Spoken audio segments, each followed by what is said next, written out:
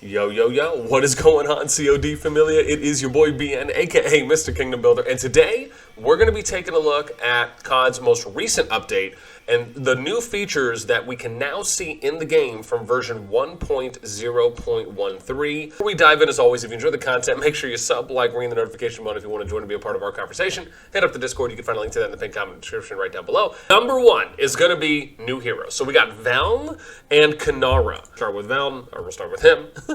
Magic PvP control. Let's go through some of the skills. So very far, deals hero skill damage to the target and 2 surrounding legions. Magic damage factor is 600. This goes up to 1200. And inflicts freeze, reducing march speed by 10% for 3 seconds. Each additional target reduces the damage dealt to each target.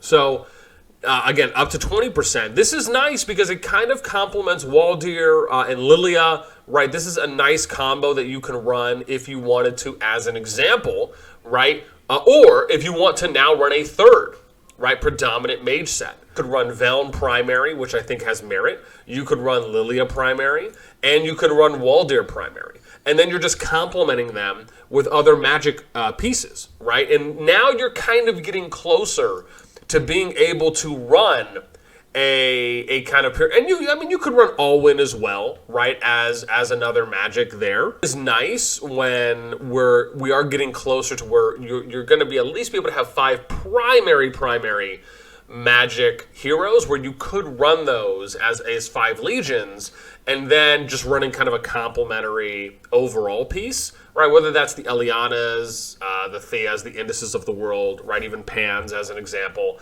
right? Those types of heroes that you can run a Hosk as a secondary, right? Those are ones that you're going to be able to kind of run as more complementary pieces. Second skill, while in the field, Veln's Legion deals 5% more hero skill damage and gains 10% march speed. This goes up to 15 and 20%. All magic units in Veln's Legion gain 4% hero skill crit. So you're having magic and hero skill crit up to 10% and then magic unit defense bonus up to 15%. So this is nice if they want to end up diving a little bit more on the kind of crit control. We did look at skill 4 magic defense reduction. So when in battle, Veln has a 20% chance to inflict a magic defense break. Again, and freeze on the target, reducing their magic defense by 10% up to 20, and march speed by up to 20% as well. It's nice to run if you're looking for more of those defense breaks, and you're running all magic. This is one of those things where you can just hone in heavy, all magic, and you're getting the magic defense break, and you're just kind of single target fire focusing. This is just going to have more impact right on that, on utilizing or maximizing that skill. Then we get to his additional, right? When casting a rage skill on a target that is frozen, Veln deals additional hero skill damage factoring 400 and removes the target's frozen effect. I also get Pan. This is our marksman PvP control, right? So now you're kind of getting a little more compliments where you can now run, like you can run Kanara, you can run a Guanwin, you could run a Nico, right? If you really want to try to run these units separately, you're going to have that. Now, again, we're still not fully there with where you're going to have other dedicated marksmen at this time. Pure, right? Because you have Guanwin, who's marksman. Even Guanwin really isn't, right? Because she has a peacekeeping skill. So really, when you're looking at it, even Nico, right?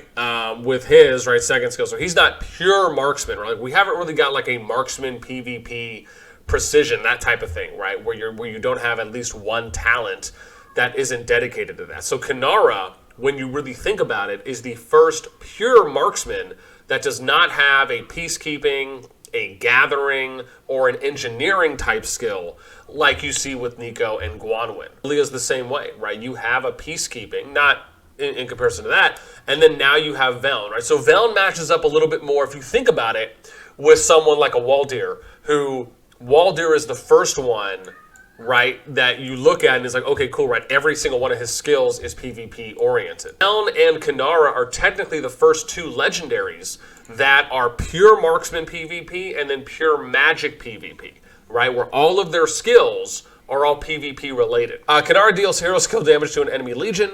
Factor is 700 and inflicts feeble, decreasing all damage they deal. Oh, wow, this is actually pretty good. Jeez. Target damage dealt reduction. Wow, up to 15%. That is bananas.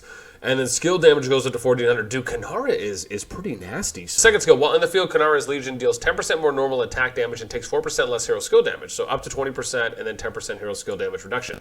Third skill, All marksman units in Kanara's Legion gain 10% physical attack, wow, up to 30. Wow, dude, Kanara is pretty nice. Kanara's Legion is attacked. She has a 20% chance to gain physical riposte, and inflict slow upon the enemy, increasing her Legion's physical counterattack damage 10%. This goes up to 30%, and reducing the target's march speed by 10% up to 20. This is, I mean, that's not bad. I really wonder if they're going to eventually add in more counterattack based heroes, and then if you might just decide, you know, we're just going to run like a pure counterattack like tank. Like I could just imagine you running Kanara with, you know, someone like a Madeline, just as a random example, right? If you wanted just to try and do like some weird testing comps. Just to kind of stack counterattack damage, and I wonder if you might even eventually over time find players who just like run nothing but just counterattack legions, right? And it's just, I don't know, man, the creativity for things like that is interesting. Again, I don't believe in counterattack damage, in my opinion. People have heard me say this before. I just think they just need to remove counterattack damage so that way we have more true skill. Counterattack to me is just, it's a handicap. You should be online, and you should be active, and you should be, if you're going to, in order to attack someone, you actually have to click on your unit and attack them. If you're getting attacked and you're just standing there, you should just take nothing but full damage, and you're not dealing anything out to them, right? Just because the range mechanic changes up really the entire game. We get to the last skill, which is an additional. Kanara's Legion launches a normal attack. They have a 20% chance to inflict defense break on the target Legion, reducing their defense by 20% for 3 seconds. This is interesting. So I now wonder if maybe you might run like a defense break combo. Like maybe you'll have someone who's running like a debuff type comp where you'll have a Kanara, you'll have a Veln. Nico has defense break on first skill. Reducing their defense, it looks like that one is 5%, but it goes up to 15%. You have Nico with defense break, and then you have Veln and now Kanara, right? So you have 3 units you can run, essentially, if you wanted to run like a little bit of a debuff comp, very lightly. But that, to me, is really cool because, and this is what I talk about a lot, I love the fact that they're adding in, just, again, if you read through hero skills, often you go through talent pages, right, you'll eventually be able to pick up on these things like, oh, I could try running all 5 of these, or I could try running all 5 of that. And it's just, I really think it opens up the possibilities, especially for the free-to-play players, on how you can contribute in a very efficient and effective way. Now we're going to talk about some artifacts. So there are some new artifacts here. We got 2 legendaries, which is Wolf Woman of Haler and Dragon Rift. Now it actually shows you the preview instead of hiding it. That is a nice update. I really like that because before we'd actually have to click show max attributes. Immediately teleports your Legion to a designated empty area. Legion returns to their original position when the skill is cast again or 15 seconds after casting. You can use this in a chasing capacity where, like, let's say you just want to kill a Legion off. A quick cast so you can throw like a shadow games on a large group and you're just catching them off guard, right? So you kind of hit Wolf Shadow and then it teleports you there. Right, and then you hit your artifact skill, and then you just teleport right back. I mean, again, I think there's some purpose for this. If you're just looking at the stats, this isn't that bad. So damage taken is negative 10%, damage dealt plus 10%. So you're dealing more damage, but you're taking more damage. But this isn't bad, dude. 33% cav unit HP and plus 17% Legion HP. I mean, we got Dragon Rift, which is deals artifact skill damage to the target Legion. If this artifact skill defeats the target Legion, your Legion gains physical key, increasing their physical attack by 16% for 6 seconds. If this artifact skill does not defeat the target Legion, they gain bleed, dealing artifact skill damage every second, a factor of 150, max at 350 for 3 seconds, and then physical attack by 32% for 6. Wow, interesting. So no matter what, they get it.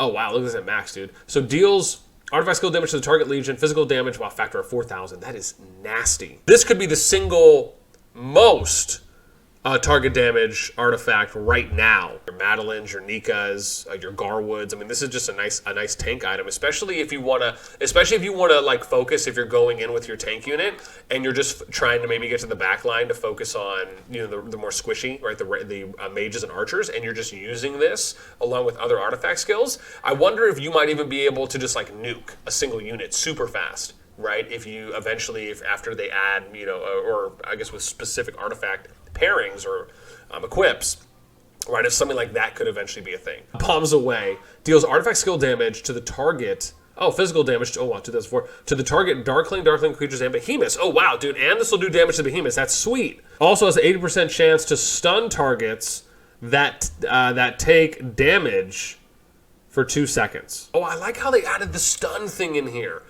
this could actually be something now, outside of running like a Harley Quinn mask, where you actually have some value. In addition, this is general marksman. This isn't bad, right? I mean, yeah, you're going to take more damage from this, but you're increasing your marksman unit attack by 28% and your general legion attack by plus 18%.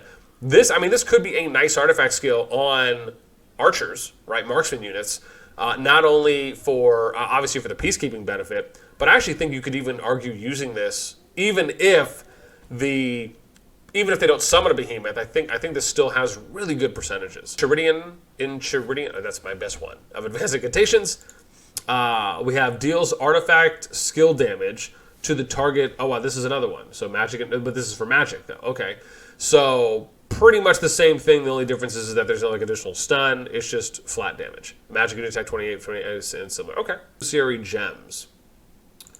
So it reduces time. Cast immediately transform you into the richest guy on the street. Okay.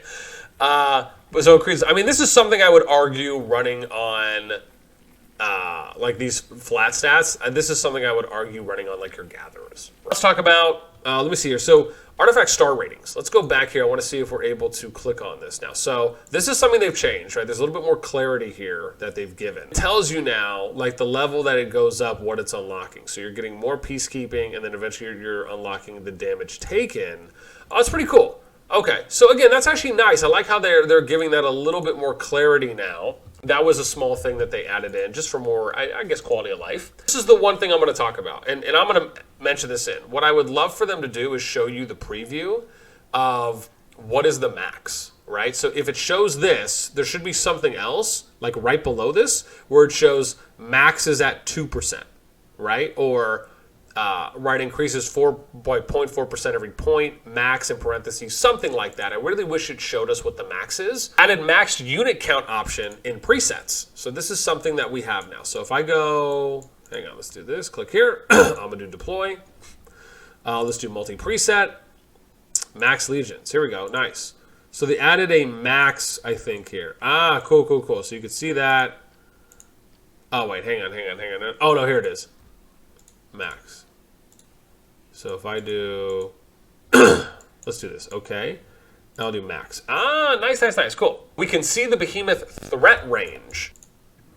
Oh, that's dope, look at that. Hey, they did add it in. That's pretty cool. I like the way this looks. It's like a little ripple, right? Like you're throwing pawns, or not pawns, you're throwing rocks on the pawns. Next one is behemoth tech is now a part of Alliance. Oh wow, would I just click on territory? Let's go tech. So now they've added this. Okay, so you have development, territory, battle, and now we have behemoth tech. So they've added all the behemoth tech here, which is nice. Actually seems like they simplified this a little bit too as well. This has actually been reworked a bit. So you just have behemoth. Oh wow. So I wonder if they got rid of like the other ones, or maybe what'll happen is as you have them, it'll change. Because look, remember they used to have like Thunder Rock and Giant Bear. So it looks like they just kind of removed all those, and now they're just going with universal, right? So it just applies to everyone, which makes sense to me. Or easily forge artifact keys with Keystone Copper.